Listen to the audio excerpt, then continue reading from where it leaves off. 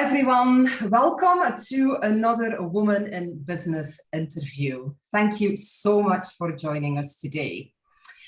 Today, I am very pleased to welcome Victoria, the founder of Yellow Fairies. Hi, Victoria. Thank you so much for joining us. Thank you so much for having me. I'm very excited.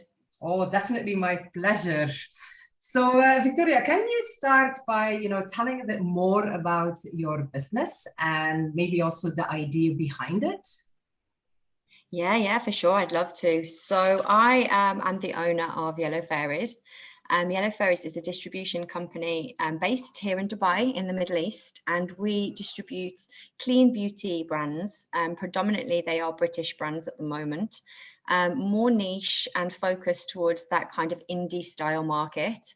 And we've launched them into spas, salons and retailers within the region. And recently we've moved into Saudi Arabia as well. Oh, wow, that's incredible. That's a huge market to enter.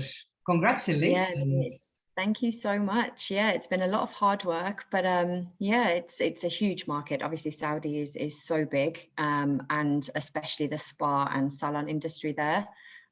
So it's a big achievement. I'm very, very happy. Oh, I'm happy for you. And as you know, everyone go and check out the brands that Victoria has, that Yellow Fairies carries, because I am addicted to the PopMask, and there is so much to explore. And when you want to pamper yourself and you don't want to leave the house, this is really, oh my God, it's heaven. Thank you so much. There are some really nice brands, actually. I'm very, very lucky with the brands that we carry. Obviously, predominantly clean beauty and more biodegradable focused. But yeah, they are predominantly for wellness and, really pampering yourself as well. I think we need it. Oh, we so need it. So as well, Victoria, what would you say that, what do you like about working for yourself? I think the biggest thing is for working for myself is the freedom, for sure. I think that has to be one of the biggest things that really drew me to open my own business. I think the freedom for me to work with what brands I want to work with. I have the same ethics as Yellow Fairies. So I can really choose what brands I bring on board, and also the freedom to work with external partners as well that have the same values. I think that's really important. But, the freedom to develop my business in the direction and the vision that I wanted to go in. I think that's the most, thing that keeps me going every day. Oh, great. And what would you say are the lessons that you learned along the way and that you actually wish that you know about it before you started your business? That's a really good question. I think as much as the freedom is something that I love, I also think sometimes it can be a double-edged sword. So I think, I've always worked with larger corporations, and I think you almost forget and you take it for granted that you're surrounded by really professional individuals that are, experts in their area of business. So you always have, a marketing manager or a social media manager, even down to, IT. So, if something goes wrong with my computer, I can't call anybody. I just have to try and figure it out myself. I would say call me, but that's really not going to help because I have the exact same issue. I just tap it for a while and nothing happens, and then I have to use Google. But I think that's probably one of the lessons I've learned along the way is that when you start your own business, you almost need to become a jack of kind of all trades, and you need to learn as quickly as possible to really hit the ground running and to get up and running as quickly as possible, kind of different aspects of the business that maybe were not your strongest qualities at the start. Okay. And, is there any major challenge besides, these things which are challenging, but any major challenge that you faced and, that you can tell us how you overcame it?